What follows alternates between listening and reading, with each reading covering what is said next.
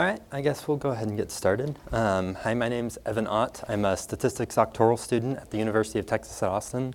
I'm also part of the Wolfram Student Ambassador Program for UT, so hook 'em horns. Guess start off, happy World Statistics Day, everybody. Not sure if you know that that's a thing, but it is a thing and it's today. So today I'm going to be talking about a project I've been working on since this summer, trying to bring several different Wolfram language tools together to look at election 2016. It's a fairly simple model right now, but the hope that I have for this talk is that you'll be able to see how several different technologies can play together into something that I think is kind of innovative and something that should be able to be applicable for anything that you're trying to do. So with that, just a brief little outline. I'll say a little bit more about myself just so you know kind of the background that I'm coming from.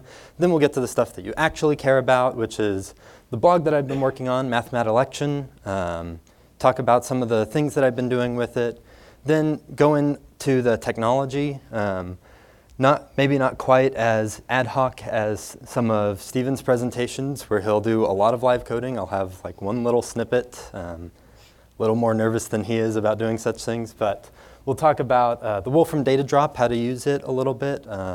Then quick little thing on some of the kind of data analysis that I've been doing for this project, and then how Cloud Deploy works for all of this, and some of the cool applications when you bring all of this together. So like I said, I'm from UT. I did background in physics and computer science. Really was introduced to Mathematica more from a data analysis type perspective.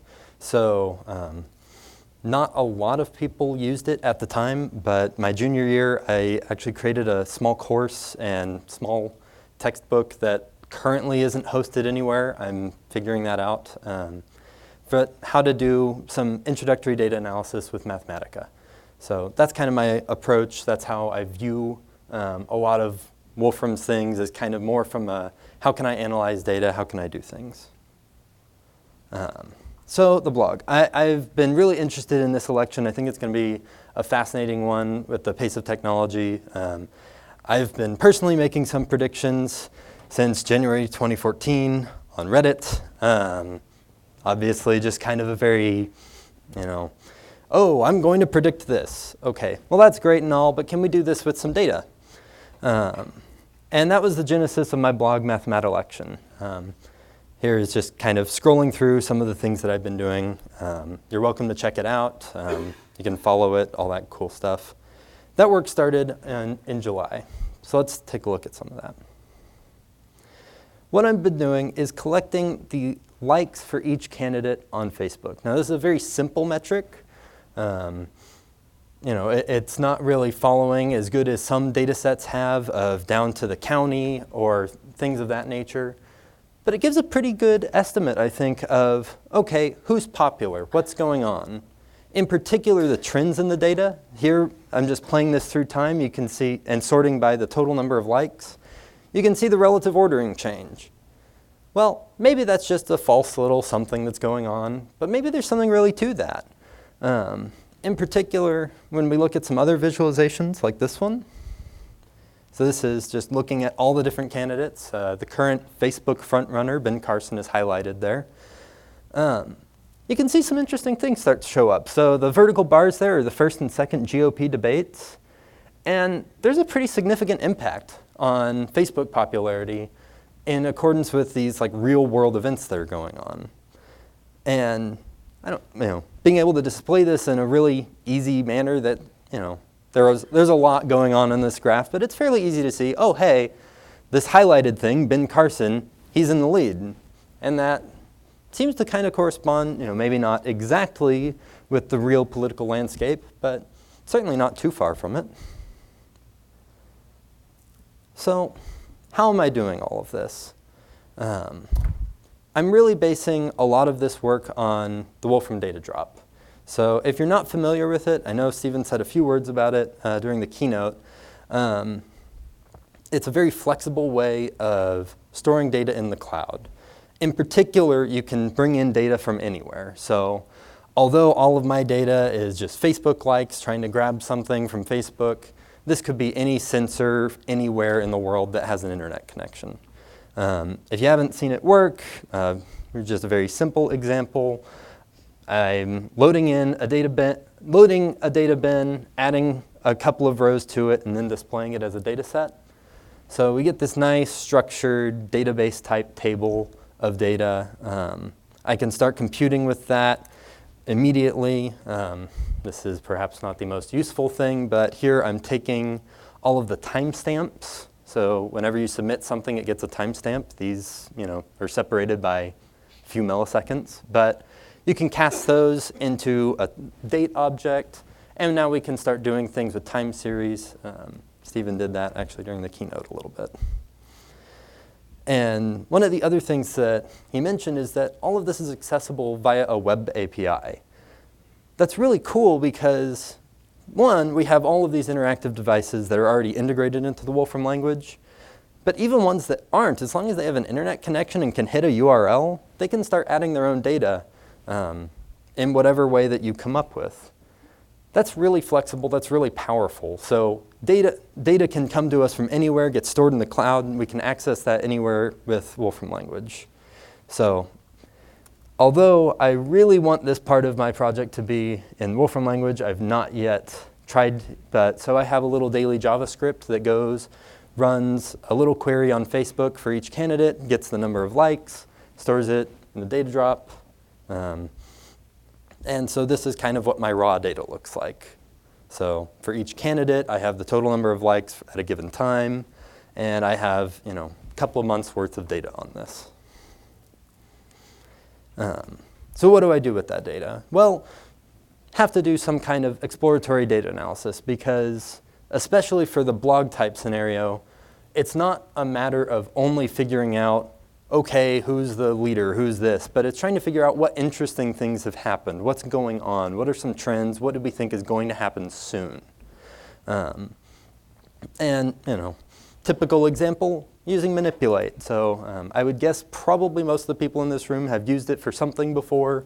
I think it's really kind of cool if you put just a little bit of effort into it. You can make some really interactive, nice displays, such as this one, where I can look at several different views of the data really easily just with a click of a couple buttons. So I can look at the total number of likes. I can trace that through time so we can see kind of relative proportions of candidates, who's doing well. I can look at, for example, the overnight change between candidates. I can filter by just using the Democrats. And we see, okay, well, some nights Bernie Sanders is leading, some nights Hillary Clinton is leading. It just kind of depends. But by adding just a little bit of extra work in terms of labeling things, this is really easy to figure out what's going on. So you can, for me, I can take off my software engineering hat, put on my data scientist hat, and start figuring out, okay, what's really going on? Let me take a look at this. And similarly, there's all kinds of fitting functions built into Mathematica. If you haven't used them, they're very powerful, very straightforward to use. Here, just taking a linear model of the data since the first GOP debate, since several candidates started skyrocketing since then, Carly Fiorina and Ben Carson in particular. And what I can do is I can take a linear model fit for each candidate, starting then, and I can propagate that out in time, and then sort by the total number of likes at that time. So here we can look at all the data up to today, extrapolate that outward starting tomorrow. We can see, okay, well, pretty soon George Bush will pass Scott Walker down here. Later on, Bernie Sanders will pass people, and we get to Super Tuesday, and all the way to the election. Congratulations, President Carson, I guess. We'll see. Obviously, linear model fit, not exactly representative of the real world political landscape.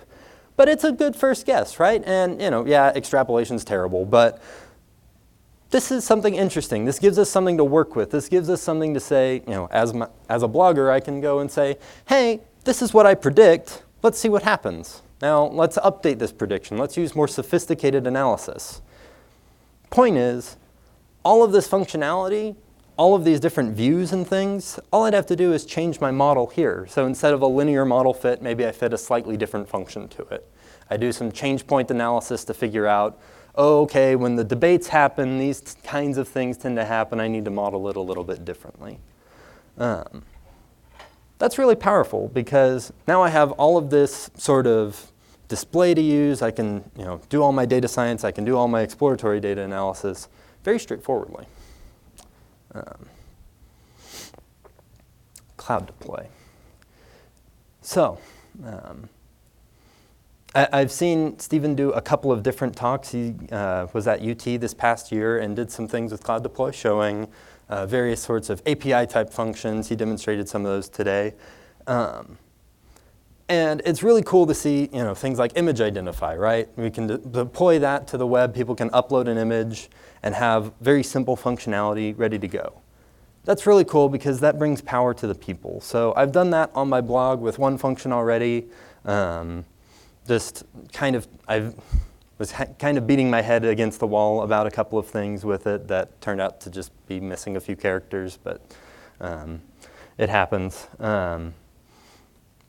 What I can do is I can create, using Cloud Deploy, using forms, things like that, I can create ways for people who've never touched a line of code to interact with data in a new way. So they can look at the same kind of things that I'm looking at, but maybe they'll be able to see something that I missed, or maybe they want to run something that I haven't considered, which is really cool because that gets people engaged in data, engaged in whatever you're working on. Maybe you're doing something where you're comparing, I don't know, several different pricing models and vendors and distributors. Well, you can encode all of that, deploy it to the cloud, get it ready to go, and now anybody at your company can play around with it and say, oh, hey, what about this? That's kind of cool.